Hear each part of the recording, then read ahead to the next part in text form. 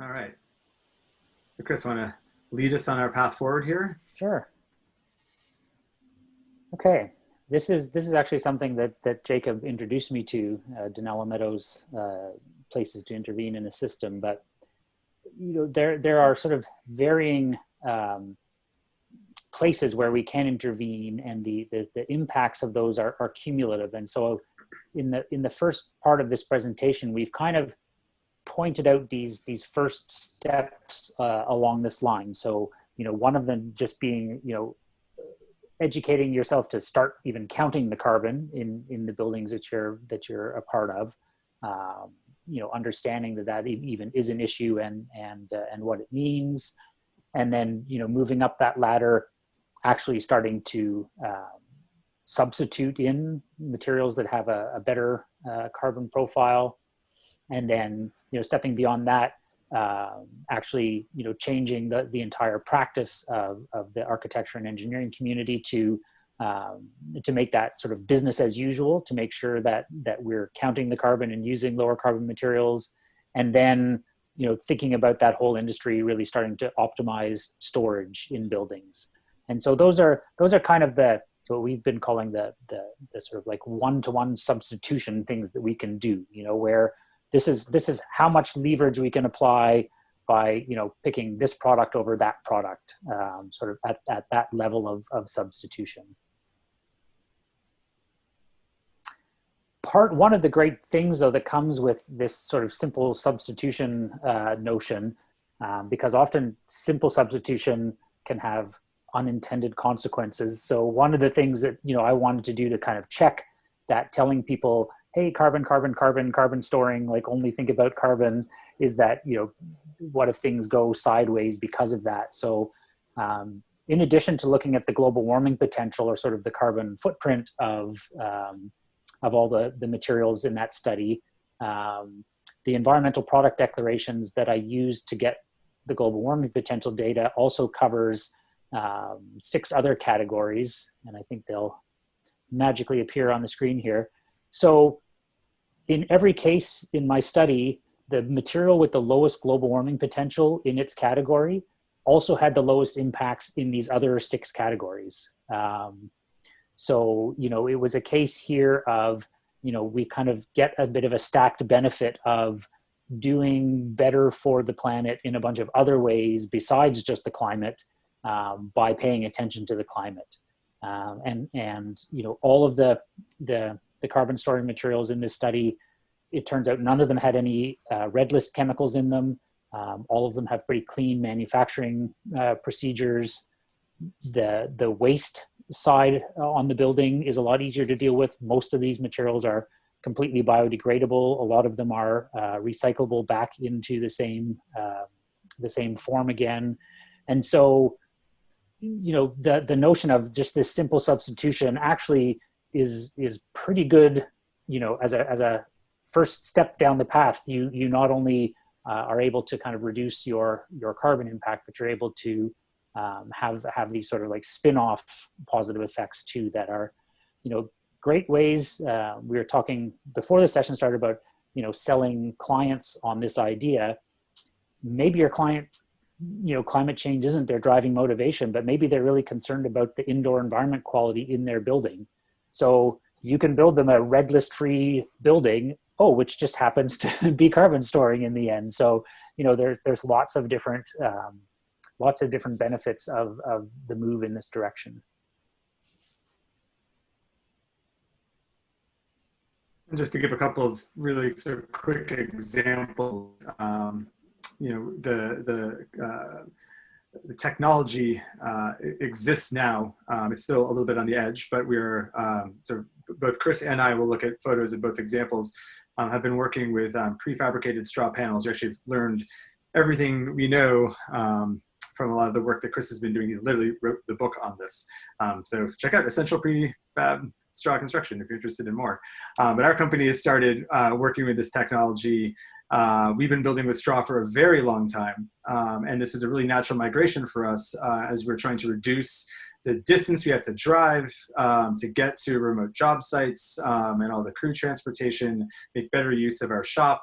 and be able to, really kind of standardize a material that historically has been very custom, and a little bit, sort of quirky to work with, into, a form that's easier for more builders to accommodate and designers to design with. And so this is an example of, with very, very low capitalization, able to convert our shop into a wall panel manufacturing facility, and a series of different panels that we produced last winter. We were thrilled to be able to provide a really good market to a small family farm in the sort of rural and economically depressed region of northeastern Vermont, and give them a huge order for organic straw in the middle of the winter.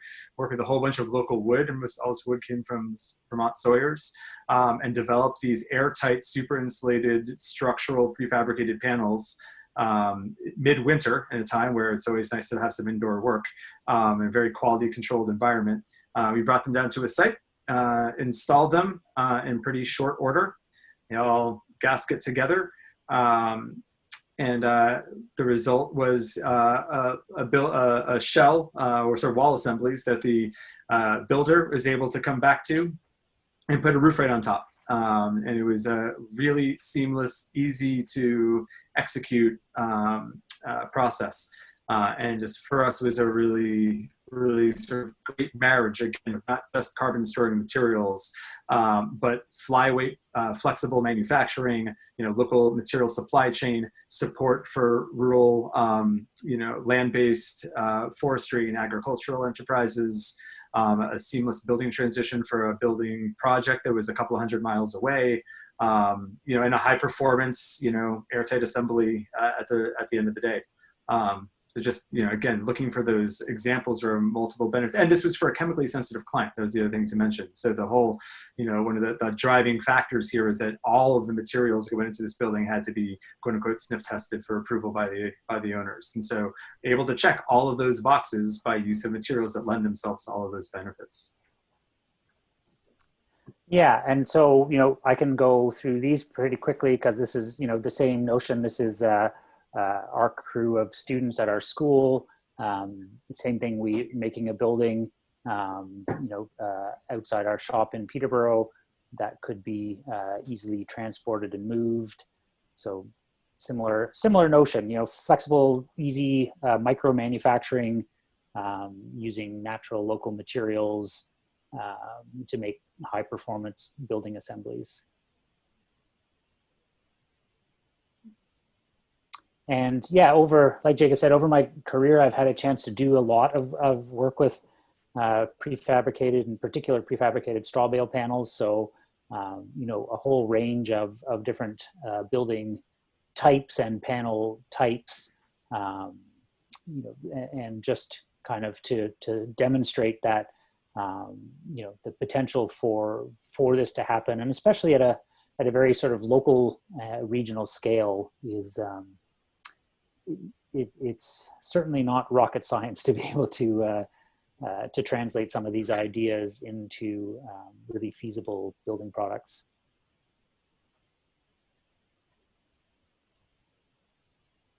And just also want to tip our hats, I think, to companies that are already doing this, not necessarily any of them doing it with straw, but there are a number of companies in the US and in Canada making prefab building elements with wood framing and cellulose insulation. So, that's the same kind of carbon storing formula that looked so great in my study. We're not having to invent this stuff from scratch. There are lots of people, these are just 4 examples, but lots of places already, well down the path of making this something that anybody who's building can access pretty easily.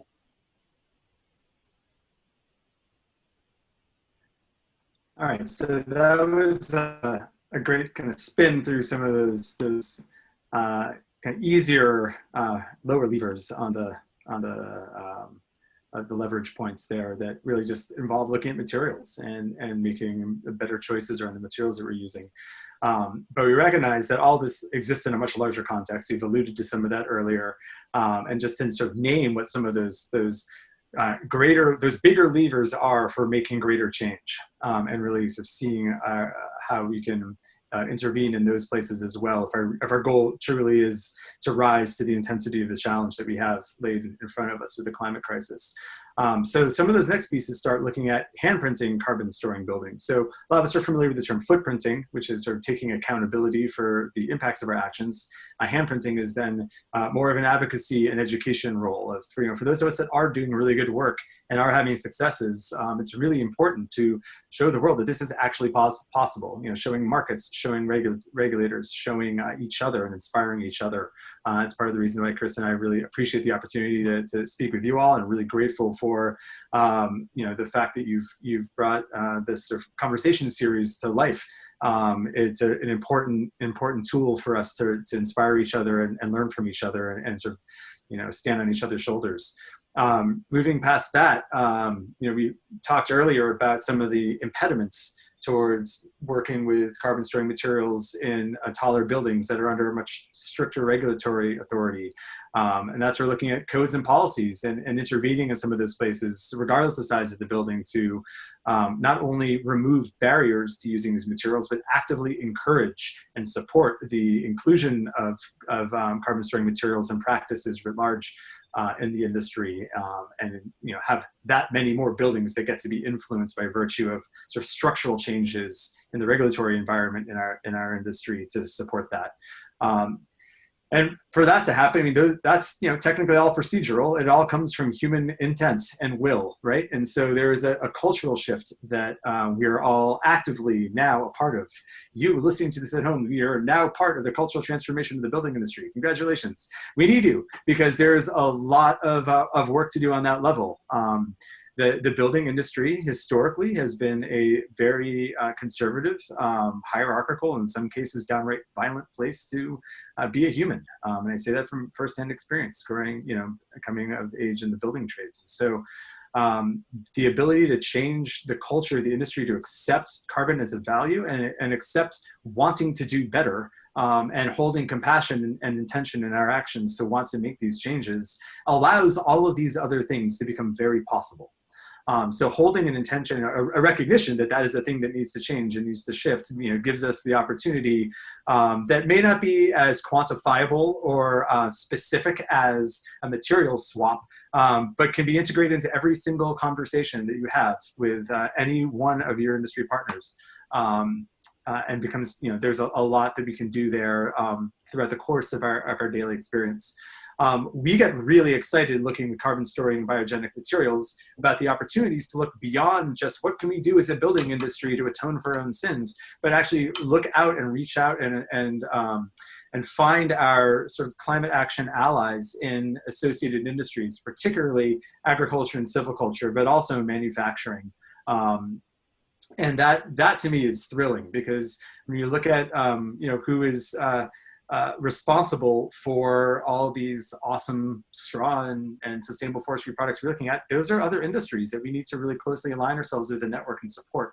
And that's tremendously exciting to then be able to have action in a multi-sector fashion with the actions and choices that we make.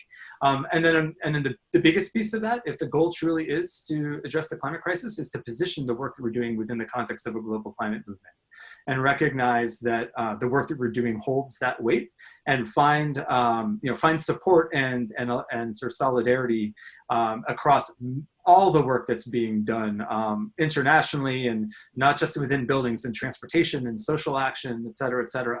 And it brings great meaning to our work, and also unpacks more opportunities we have to, again, support those initiatives in the way that we choose to build and develop our built infrastructure.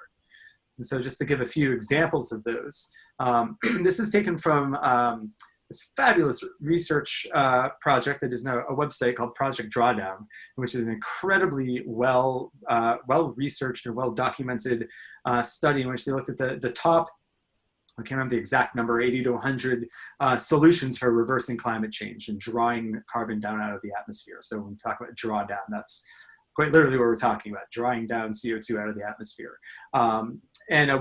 We sort of took a pass through that. I looked through that and saw, okay, there's about a dozen of these or so that are formally building related that I would have some sort of interface with in my daily work as a designer and builder. And then looked and saw there's a big whack of carbon to be stored there, to be drawn down there. And then looked at, okay, well, what are all the other sort of supply chain pieces that exist within that? There was another dozen potential points of intervention that we could support in the material selections that we choose, with basically doubling their potential in drawdown impact. And we've picked one here just as an example: improved rice cultivation. And that one is very, very near and dear to our heart, because the birth of the sort of modern straw bale movement in North America came about from an alliance between rice growers in California that were no longer allowed to burn their fields, and needing something to do with their straw, and a bunch of builders looking for more ecological ways of building.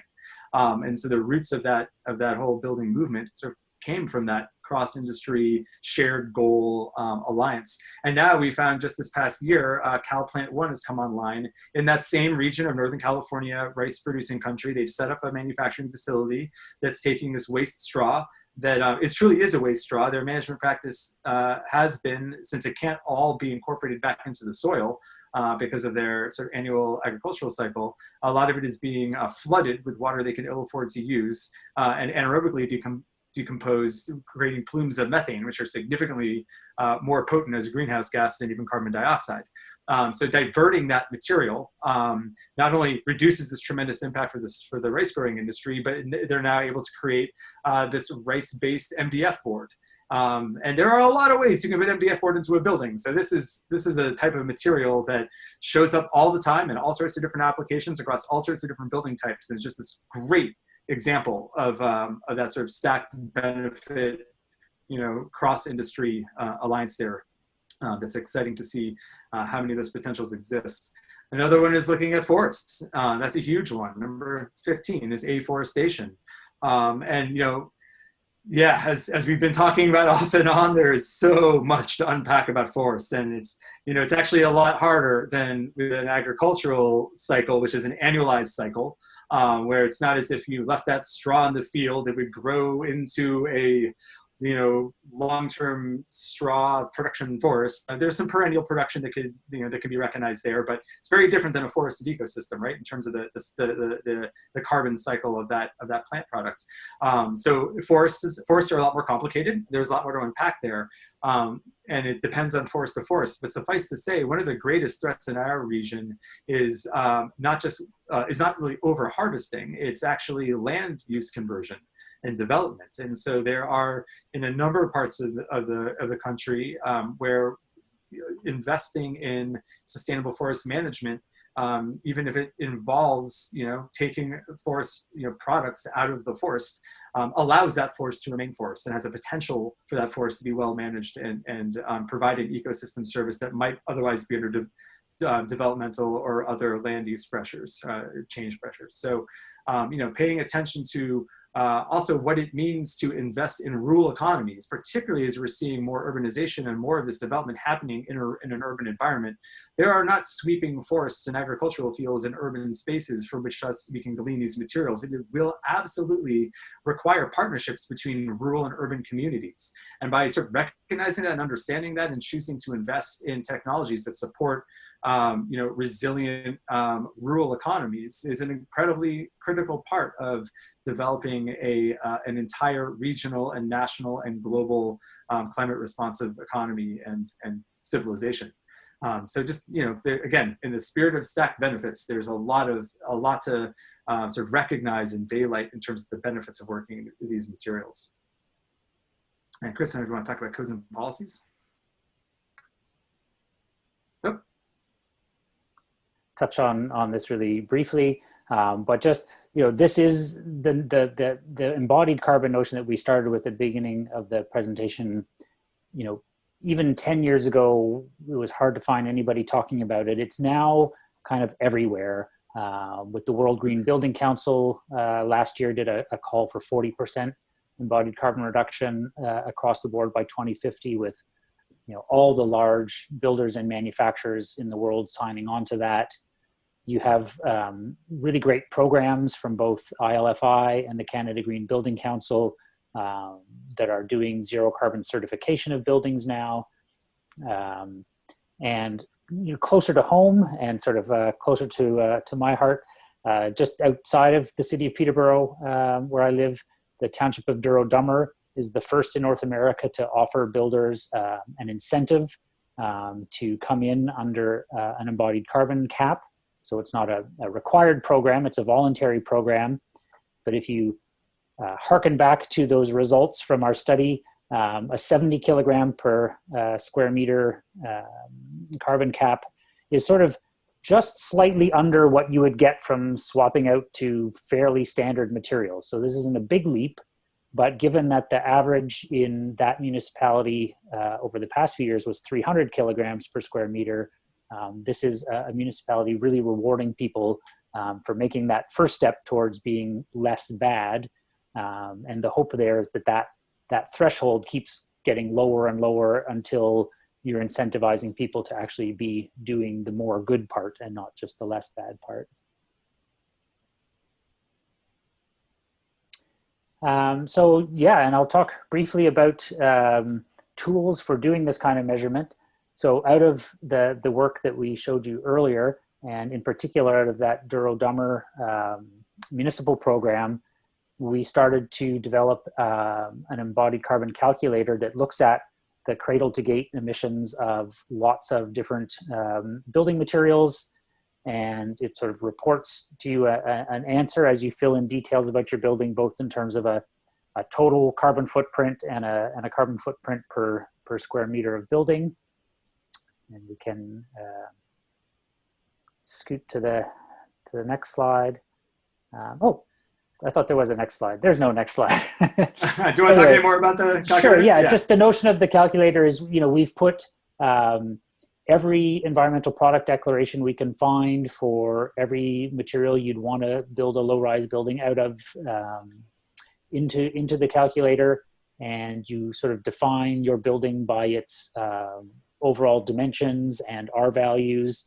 And then when you start tabbing through it, all the materials that you could use for each assembly kind of show up with their carbon footprint kind of already showing. So it's a really great comparative way to be able to check out what your options are and sort of, build a case for trying to hit the kind of target that you might be wanting to hit in terms of carbon footprint.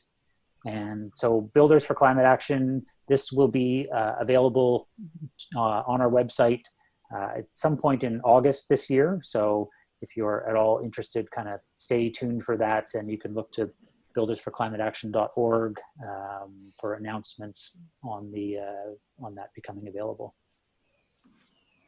Yeah, and I just was going to mention that when we found out about this from Chris and Jacob, we asked if we could be a beta tester. So Holtram System is a beta tester for it, and we have talked to an architecture group on a current project that we're doing in the Philadelphia area, and we are pretty psyched, and they're very excited that we're going to be working. We're going to start actually plugging into numbers, hopefully in like next month. And one of the cool things about this, Chris, is that I didn't really tell you, but the way Ilka and I kind of service these projects that are mostly offsite manufactured projects is we do this very high fidelity modeling. And so we had this experience a little bit when we were working with Tally with the Revit model to basically get our values. But the thing about a sort of a Revit model or a basic BIM model is it's pretty rough, as far as its accuracy. And as soon as you move into a model that's a production model, I mean, literally every part has to be absolutely accurate or you can't make it. And so the great thing is we keep working on ways to harvest all that data that you can attach to the objects. And one of the just downright simple ways is to get dead accurate volumetric and quantity values. So we're pretty psyched to start thinking about how we can create kind of like harvest masks for our software so that we can align a routine around your calculator. And so it's just a matter of plugging in, and it runs the right sequence to get just the right, data. And actually we'll kind of work around your units as well. So we plan to hopefully by the end of this first project have it set up that the next project that comes along, it's very simple for us to provide that information, or at least maybe even educate some of our clients and other people on how do you get your model to feed, to feed what you guys want here. So very That's great. excited. That's really encouraging to hear. It's interesting. Jacob alluded to this earlier, but a lot of the sort of professional work that goes into embodied carbon is being done by large firms, and the kinds of tools they're developing are very much meant to fit into that model of how building decisions get made for very large buildings. And in trying to do my own study on smaller scale buildings from those tools that existed, I realized like the tool and what I needed to get out of it, I had really different requirements than the larger tools were built to make available. And so, this one was very much me as a, designer and builder of smaller scale buildings. It's like, what do I need to know, and what do I want to find out with what level of input, to be able to make good decisions. So, the idea here is that you can really easily kind of define the sort of size and shape and sort of dimensions of a building, and right away get to see some really great results in terms of, directing yourself towards materials that would allow you to hit a certain carbon target. Yeah, and actually, I just want to say one thing along those lines is we realized, we kind of started thinking about that when we did that Tally project. We took a Revit model that was an existing project, and then we brought in their kind of material databases and started kind of extracting what we could. But we realized is that Ilka's model from C2 architecture we weren't thinking about Tally, right? So when they developed that Revit model, or whatever your software platform is, they're not thinking about the embodied carbon and a calculator, right? Nobody was thinking about that. But what's awesome is now you bring a calculator like this in, you put it in an architecture firm, and first of all, you give them this totally way up front option to actually analyze their impact, their decision impact. But you also actually start to change the way they think about their model. Because now if they know, okay, my boss said I have to do a Tally or, your tool report at the end of this project, I would like to have all the right units and everything kind of figured in. So I think that's what can happen. And I think it would be great if you guys, when you're ready to bust this thing out, if you guys want to come back on and we can really kind of open it up, and do almost like a for designers and builders, tutorial, so that they can see and be thinking about how they can kind of adapt their workflow a little bit to make something like this work. Sure. Yeah, that would be great. I'd love to have that opportunity. Awesome. What do you think, Ilka? Yeah, there's a lot of really awesome information here. Yeah, I love the straw bale stuff. It's incredible. Yeah, it's very impressive. Yeah, that was another reason for building our own tool, is that, we realized that a lot of the material types that we wanted to put in, it includes all the stuff that you would expect in a conventional calculator, but we wanted to put a lot of those alternates in with, good and comparable data, so that not everybody's going to, start doing a straw bale building on their very next one. But I think if you keep looking at this calculator and you keep thinking, wow, like here, this would be how I get the best results, just sort of seeing that constantly there and sort of put forward as an option. I really like the idea of just sort of lots of eyes seeing that, and eventually it hopefully translates into people wanting to try some of these things out. Yeah. And that's a great example, like this one piece here, and sort of Steve, your experience with it, and sort of Chris, that sort of intention around daylighting these different examples and possibilities to intention of changing practices. It hits so many different parts of those levers. Like we're really just starting with like awareness, like just carrying the carpet, just start there. And then it provides all these opportunities for changing the intention of your practice and sort of moving that across from a given project to across your entire portfolio. And then like seeing, you know, changing your thinking and your sort of the culture around which you're making decisions and sort of defining the nature of your work when you start to see what's possible and sort of, you know, sort of shooting forward towards, you know, the potential rather than just trying to mitigate the harm. That part gets, you know, is I think really impactful when just you know, that first point of entry can lead to pretty rapid change if you're so inclined. Yeah. So I'm not sure about all of you. I know I've had a really hard time keeping focus on the sort of the daily pieces of my work in the last couple of weeks as we've been seeing this sort of mass movement of protests across the entire globe, sort of crying out for racial justice. It's been really hard to keep my nose buried in spreadsheets and kind of go through some of the mundane kind of parts of my daily practice. It's really, it can be really challenging to figure out how, you know, the greater work of responding to pandemics and, you know, racial injustice and state violence relates to climate change, and particularly the work we're doing as designers and builders within that. And it is not in the least lost on me what a privilege it is to be discussing, you know, what's the best insulation I can use in my building to save the planet at a time where there's, you know, members of our community that are trying to not be killed and have houses that they can live in.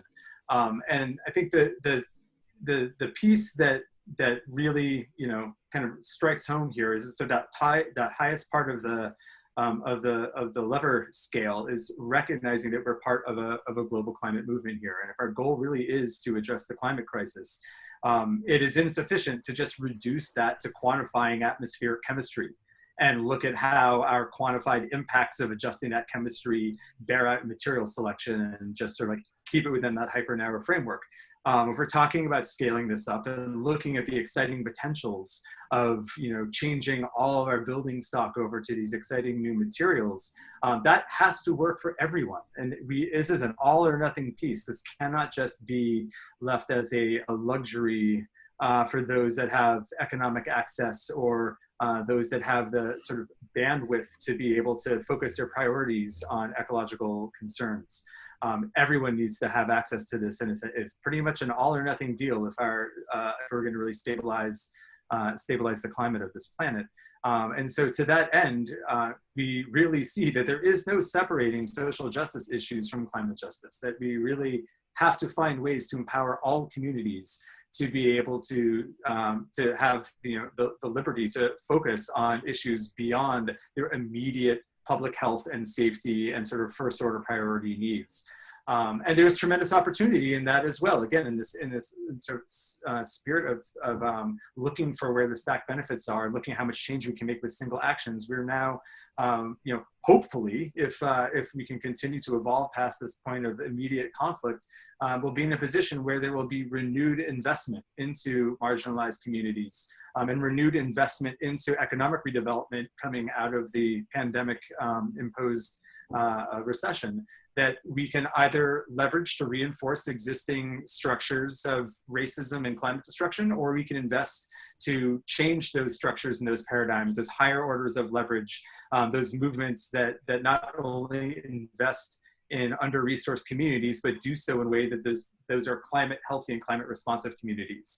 And that those, you know, whether it's the structure of business ownership to the types of buildings that are invested in and the places that they're invested in, to jobs training, to recognizing the social impediments to being able to realize these technological and sort of industry-based shifts.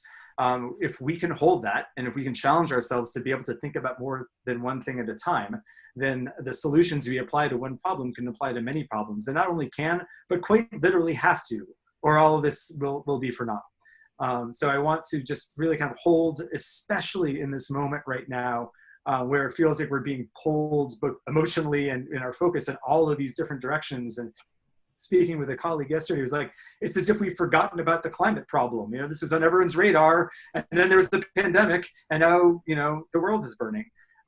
These things are all very related, and our ability to be able to place our work as builders and designers in this larger context gives us opportunities to help leverage the changes that we need for the things that we're focused on in this conversation in direct parallel with these other more burning and immediate crises, and to just challenge ourselves to not isolate those things as separate considerations and hold them and find the parallels and find the connections where we can, so that we can solve more than one problem at a time. And there's a lot of ways that we can do that. We've been talking about sort of the technological and regulatory differences between large and small buildings, and I have much less experience working in larger buildings than smaller buildings, although we do have some.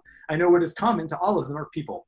There are people involved in building all of these buildings, and there is direct work that we can do in every architectural firm, in every construction firm, in every engineering practice that involves looking at not just the product of the work or the process of conducting the work, but really the culture and the people that are involved in doing that, and honoring and valuing ourselves and each other.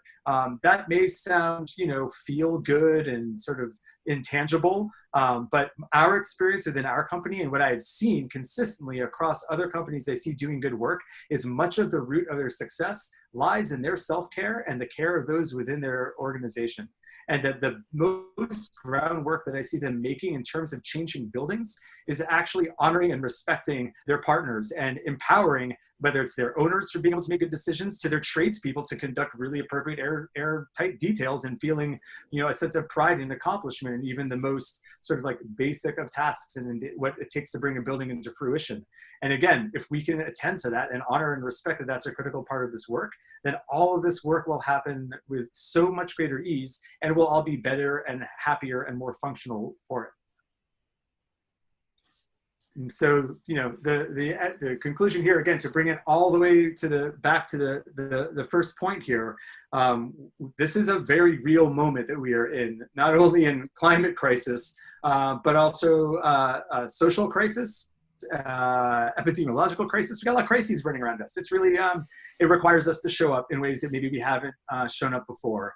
And that while some of us may have the privilege in the immediate term to not have to attend full time into, we are all a part of, and it is beholden upon all of us to act with whatever urgency we can bring ourselves to take on. And our hope and intention within this presentation was to really highlight a host of different points of interventions that wherever you happen to be in your practice, you can take at least the next step towards bringing us closer towards resolution. And so our final sort of 9 points of things we would set down as an action plan for our industry: start building with plants that build soil and rocks made from the sky. We don't really discuss that last one so much in this talk, but that's alluding to the host of actually inorganic and mineral solutions that involve using captured CO2 and sequestered carbon. That'll be for the next talk, I suppose.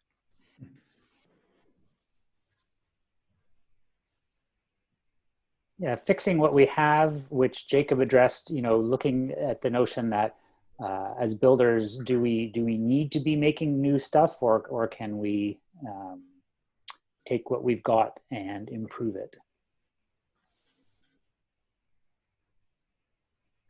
Focusing on where materials come from and how we get them, tending to that supply chain.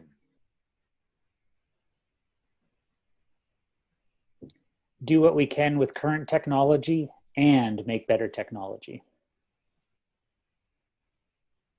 Change the codes and educate everybody as quickly as possible, ourselves, our colleagues, our customers, code officials. Learn how to count carbon and what those numbers mean. Build relationships of mutual aid with people beyond just profit. Build understanding of and relationships with ecological cycles. And finally, act with great urgency, tremendous passion, and abundant joy, because we cannot afford to burn out in a fit of martyrdom, and we need to find the love in this work to be able to sustain it and bring other people into the fold. So keep the spirit strong. That's it. Thank you. That was amazing. Yeah, thank you so much. That was really awesome. All right, let me stop sharing here. Yeah. So I had a thought about the calculator. So I was thinking that so you have the EPDs, right, Chris? And when you start talking about the EPDs, right, do I saying that right? The environmental declarations. So if you have environmental those, product declarations, yeah. Yeah, sorry, product declarations. So if you have those EPDs, and they do have they have those 6 other categories, right, of values there. So how cool would it be if you have the calculator, because there is, and we totally have come to the same conclusion that you guys did, that the more carbon, I mean, we learned as soon as we started specifying like wood fiber and cellulose, and then we started looking at other things besides cellulose, and then hemp, we have products that we're looking at as well.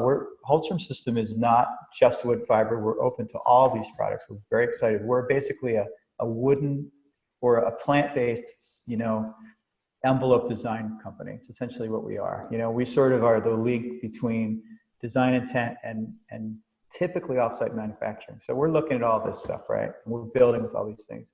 And what we realized pretty quickly was that, every time we'd look at a different assembly and specify it to move it towards carbon storing, is you always end up with more natural assemblies that actually act like nature does with regards to moisture management, number one. It always happens. So you end up with a much better bidirectional vapor profile just instantly by removing, the more bullshit you take out of your assembly, the faster you move towards an actual more natural and way more efficient moisture profile, active moisture assembly. But yeah, in the list of stacked benefits, that one isn't in there, but if I'm talking to a building science crowd, like I'm all over that one, because it's like, so you need to do this. You could forget about carbon. You need to do this because this is the best by your metrics, of building science. Yeah. But so where I'm going with that though is that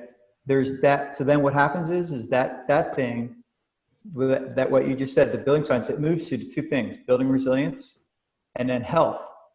And so it's so cool because you could actually link to your calculator those other values that are related to like the toxicity, right? The, prevention against an unhealthy building. And so really there's some kind of a correlation that the more of these carbon storing products that you put in your assemblies and your building, and if you can you're calculating them, you should be able to actually come up with sort of some kind of projection about the improvement of the health of the building. Is like indoor air quality. Like there's got to be some kind of a correlation there, right? Just future for when you guys have free time. That's right. Yeah. That's my request right now. One of the things that we have been thinking about putting in there is simply highlighting any of the materials in the calculator that have red list chemicals in them. Yeah. Highlighting them as, this has red list chemicals. Yeah. And even that is pretty illustrative because you start to see the link. It's like, oh, red list chemicals, high carbon footprint. Exactly. And that keeps happening, all the way across. So that's exactly what I'm picturing. How awesome would that be able to see that while they're doing it? It's so cool. Yeah. That's awesome. We get a lot of a very common question is, how much more expensive is it? Or like, what's the value proposition? Or, that piece. And there's a whole lot of answers that we can have an hour conversation or more on that one. But just, in direct relationship to what you were just talking about, some of these other points of benefit, even in our practice where our clients are pretty self-selected by the time someone's called us, like they're already pretty much on board. We're pretty transparent about like who we are and the work that we do.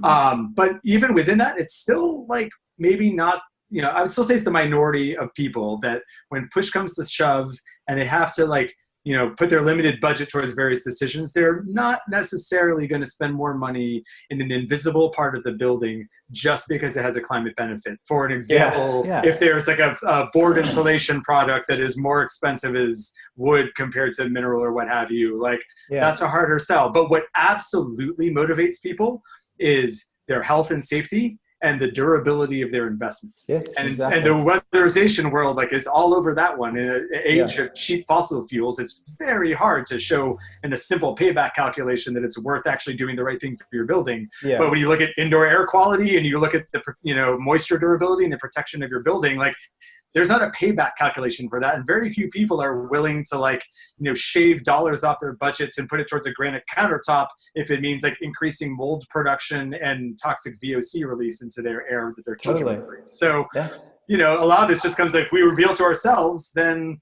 it doesn't all have to be about selling the carbon thing. And in terms of the calculation and quantification, I totally agree. I mean, having more ways of being able to like unpack and quantify and like analyze some of those kind of co-benefits just gives us more opportunities for more people to get involved.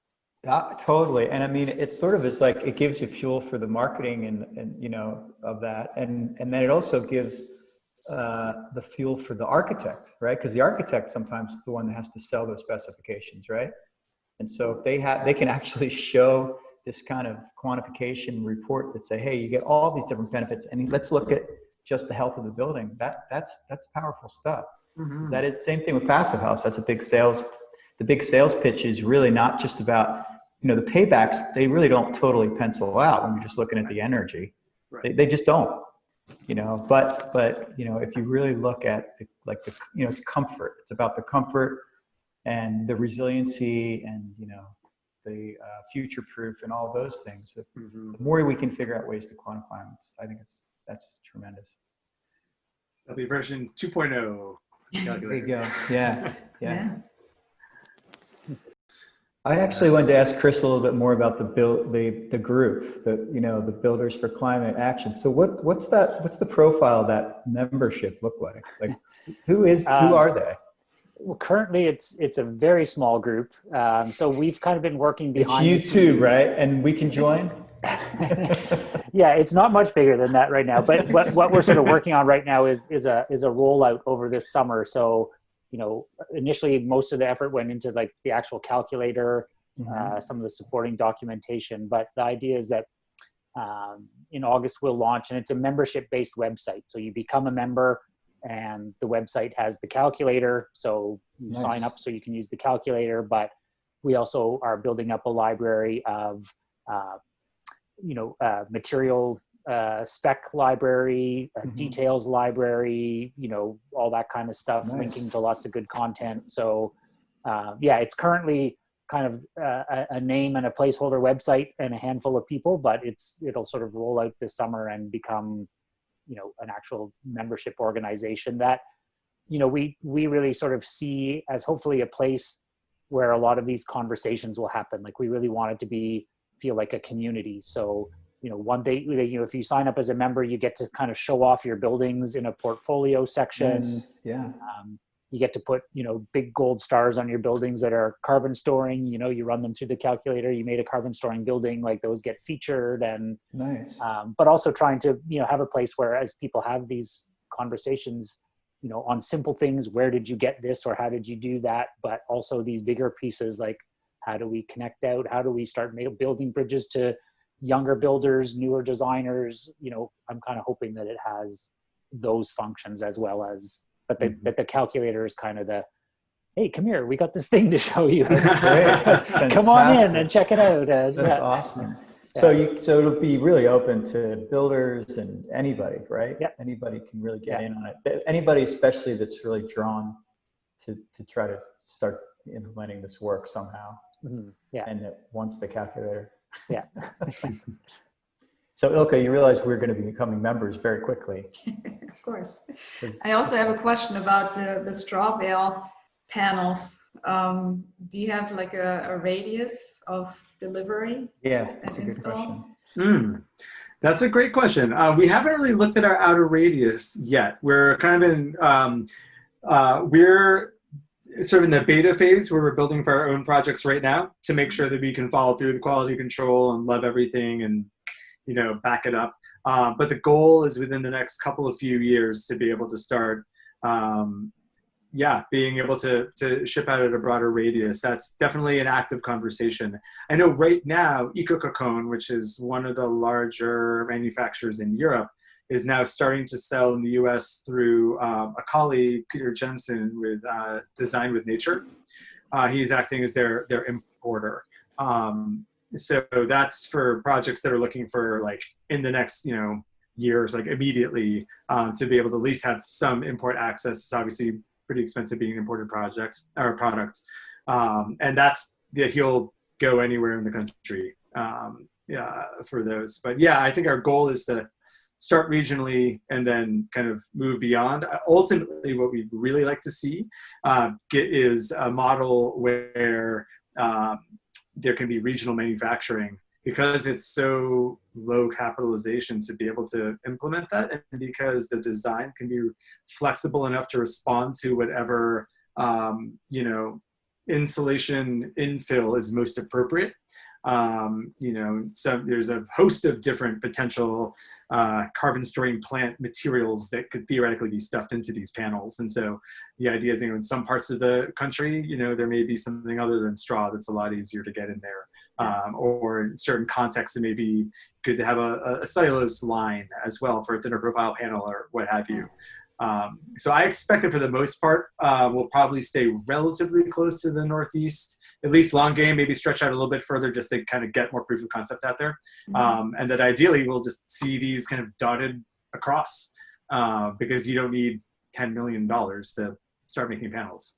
Yeah, our first panel building was done in a rented warehouse with a chop saw, a table saw, a drill, and a mortar mixer. Like, it was a $1,500 investment, and we cranked out 3 houses worth of panels out of that space. And so that's awesome. It's pretty low tech as manufacturing goes, and it would benefit from more investment than that. Like, we were able to do market competitive panels with that setup, but man, with like a small amount of mechanization, it would start to outperform any other kind of building really quickly. So does it get to sorry. I just a quick question. Isn't that kind of a concept too, where you kind of actually move your setup to where the straw actually is? Yeah. And then just kind of build right there? Totally. Yeah. Or, I'm talking to a couple of farm co-ops in this area, like, you guys do this. Like, you already grow the straw, you have barns, and you have an off season. Keep your farm workers on, fill the barn up with straw, and slowly over the winter months, crank out a bunch of panels, sell them in the spring, and I don't even need to do it myself. You do it for me. I'll buy them from you. I'll be really happy to do that. So I think, and that gets that piece that Jacob was talking about, where it's like farm to panel. We make these links between farms and forests and builders. The farmers have this stuff. They already know how to work with it. They have the machinery to grind it, chop it, squish it, bale it, and they know how to use it. They just need a little bit of our direction to say, in this form, please, in this size. But I think it would be really cool if, every local group of farms had a building component, section to it. And that's who's selling us our material. Yeah. So you would look at the farm then, and you're kind of looking at because the idea is that we want this to be second use straw, right? That's the whole idea. We're not looking to start having agriculture that supports first use. It's all second use, which is what I love about it. Yeah. So then what you need to just sort of to be able to match the consumer need, right? With like the farms, the locality, you need to make sure that there's a balance there as to what they're going to actually have. So how do you do that? You guys it's funny. I presented at a Hempcrete conference last year, and there was this guy in the front row. You could tell he was just super excited. He was soaking all this up. He was really excited. And in my presentation, I showed that we had started doing a version of Hempcrete, but with chopped up sunflower stalks. And he just about vibrated out of his seat. And at the end, he ran up to me. He's like, dude, I came here because I'm going to convert my sunflower farm to a hemp farm. But I already grow sunflowers. I've got 10,000 acres of sunflowers. And you just told me I can put this, into my buildings. And it was like, yeah. And so I don't think there's a part of the country or the world that doesn't have some sort of pretty large set of waste fibers already, sitting there. And literally the sunflower farmers do nothing with those stalks. They grow a head, they pull the seeds out of the head, and there's a 10-foot stalk that's 2 inches in diameter. Wow. It's garbage, it just goes away. And so, yeah, I mean, we haven't even touched the surface of, all of those plant possibilities. Yeah, and my teenagers have a lot of dirty laundry that could go into those things too. Well, I mean, and well, to your point, like we're starting at all of this of like, okay, so we need insulation. We've been using petrochemicals because they're cheap, because there've been billions and billions of dollars of investment in ecological suffering kind of erasing the balance sheets that allow us to be able to have super quick and easy access to that. We want to migrate away from that. So like, what can we use to make these panels? And like, okay, so we've got some presence with straw, there's some wood fiber, hempcrete. Really the next evolution of that is to look actually towards our ecological and other sort of like allied industry bases. Like, what do we have a lot of? And then what can we, like what materials could we, successfully produce out of that inventory store of like waste carbon that we need to be able to keep from re-aerosolizing. And so there's a little bit of humility that comes in our approach as designers of not just, I'm not an architect myself. I am part of a design team. I work with architects all the time. And I recognize that there's a culture of like making all the decisions and wanting to have the thing that like fills the beautiful design. You're like, I'm super guilty of that. Although like, I totally recognize that. And like, there's a real act of humility and be like, okay, well, what do I have access to? And then like, how can I like allow my design to be responsive to what is available to us? And so this pushback we get all the time around the use of biogenic materials. It's like, yeah, it's great and the vapor profile is good and it's non-toxic and it's carbon storing and it's all these benefits, but it's a pretty poor R per inch relative to foam. And I'm like, sure. And if that's the thing that like has to define like the integrity of your design, it's like, I could never allow my wall to get greater than 10 inches thick. And I'm like, all right, fine. Well, then like there is this like artificial self-imposed cap on like the demands that we have from our material basis to be able to like do the things we need to do. I mean, our approach as natural builders has been like, hey, straw bale, we pick it up, we put it down, we put some mud on it, and like, boom, like, here's this high-performing, airtight, super cheap, like, blah, blah, blah wall. Like, and then we allow an architectural style to follow that and embrace it and cultivate it and manage, you can do it anything from like super modernist to like, super like organic form. Like, there's a range of style in there, but like there's a humility involved in allowing our design to follow the basis of like what's available to us if those are actually our real goals. And so part of the prefab panel design is somewhat oriented around that flexibility as opposed to a SIP where like, there's not a whole lot more that's going to work other than like a high density petrochemical foam billet that you could like, use formaldehyde based resins to adhere, formaldehyde like adhered wood chips to. Like, not a lot of design flexibility in that. And if anything goes wrong in that pipeline or there's like some like bad thing about formaldehyde or petrochemicals, which there are, like, there goes that solution. Like, that's pretty rigid. And like, as we're seeing with supply chain disruptions already from the pandemic, like there's a lot of stuff that's like pretty fragile about these high performance building enclosures that like, it doesn't really take much. And I think we're going to see a whole lot more systems kind of like collapsing under that very fine tuned and precarious, like even just the affordability of some of these materials, let alone availability. And so part of that like deeper resilience and climate response comes to like, sometimes we'll have straw over there, they're going to have hemp. Sometimes that crop's going to fail. Petrochemicals are going to get expensive. Like, we have to be able to adapt to a wildly fluctuating environment moving forward. We're already seeing it. This isn't like a future thing. Like, this is happening right now. And so we didn't get into that at all. That's the sort of thing that when I think about resilience gets me like really excited, because if we're designing 100-year buildings, 200-year buildings, like, are we going to have the facilities to have like space age, $2 a foot tapes to repair our air barriers 150 years from now? Like, will we have the manufacturing for that? Will we have the global transportation infrastructure for that? Is that going to be the way that we're actually designing buildings that are going to last more than like a 50-year, like, or a mortgage lifespan, which is about as much as we're able to think forward? I mean, our company designs for 100-year minimum enclosures. And one reason I love clay and plaster as an air barrier It's because it's visible, it's inspectable, it's hyper flexible. There's a million different things you can use to patch that and keep the integrity of that air barrier. It manages moisture and all the vagaries of a shifting climate like tremendously. And I use Intello and smart membranes a lot. And I recognize like, boy, I hope that tape holds, and I hope I still get that tape when like the 7th occupant of this building decides to do a remodel. Right. And I don't feel super, like that feels like a weakness in the design if we're really talking about like future proofing. Now, I'll get off the soapbox there.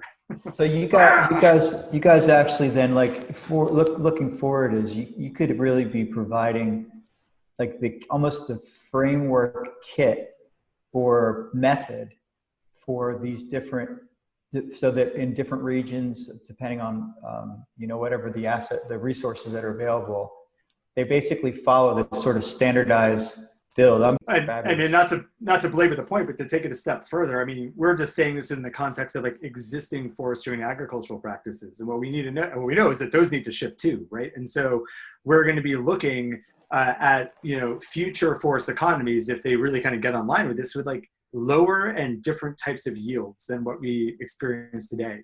And very much the same with agriculture. Like regenerative agricultural models are much more polycultural, a lot more perennial production, overall lower short-term annual yields with much longer like yield cycles over a prolonged period of time. And that means like there's going to be different value propositions of what can reasonably be pulled off of a managed plot of land. And it's going to look like different things than it looks like now. It may not all be food. And there's going to be, what we're calling side benefits right now, or second value or tertiary kind of value products, where it's like, this field is growing wheat. Boom, like it's really simple, it's growing wheat, that's it, and we're done. And there's also this straw, and we can capitalize off that. That's a good transitionary model, but like that like endless field of wheat forever, like that's not gonna last a whole lot. Like that's already failing right now too. I mean, these same conversations are happening in the world of agriculture too.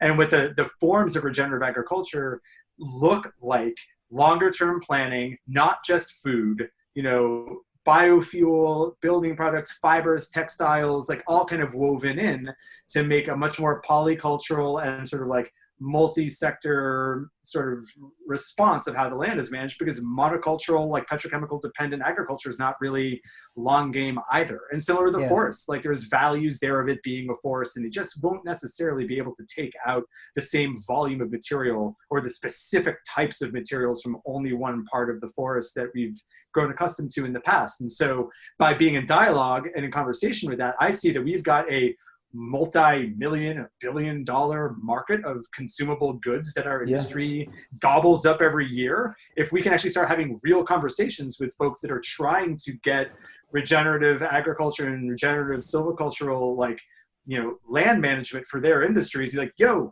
tell us what you would love to see a market for. There's probably a way we can turn some of that carbon into insulation, or push it together into a board, or a thin film to go over whatever. Like we can be creative that way. And that's where now that cross-industry piece, I mean, everything we're talking about is in real time right now, but then looking forward, those conversations are happening in real time with these other industries. And it's such an incredible opportunity to co-develop our work together. Yeah, it's awesome. Yeah, and I also think that just shifting the conversation towards net zero carbon rather than just focusing on energy is huge, because that's kind of for me the downfall a little bit of the passive house certification, because you're just really trying to hit those target numbers. And if you have the choice, or I can understand that some people then if they look at the R values, of course the foam has a better R value, and when your goal is to hit that number, that's what you have to do. But if you really shift the conversation towards the carbon, then there's a lot more value on the other materials, and it's important. Yeah, and we didn't have that model in this presentation, but one of the things that sort of floors people at passive house conferences is we show the model where the sort of the passive house building built with the red materials is over here with its energy use stacked on top of it, and the blue version, so only one step better on materials at code level with its operational emissions stacked on top of it. The code one is less than the passive house one. We Like- know that slide because Yeah. that's when we first found out about you guys, and then we used it in our presentation twice. Yeah. And we gave you credit, but that's when you guys first became the rock stars for us. So Yeah. now it's Yeah. awesome to actually Yeah, have you very, in the. very Yeah, and it's like eye-opening. it's not that it's a bad metric. It's a great metric. Like the Mhm. best it's results. awesome. I always like to point out the best results in our study are where you combine those things. Like Mhm. it's not Yeah, like Exactly. throw out passive house. It's like no, passive house and really good materials. Like if you put Mhm. those together, Yeah. that's the winner by far.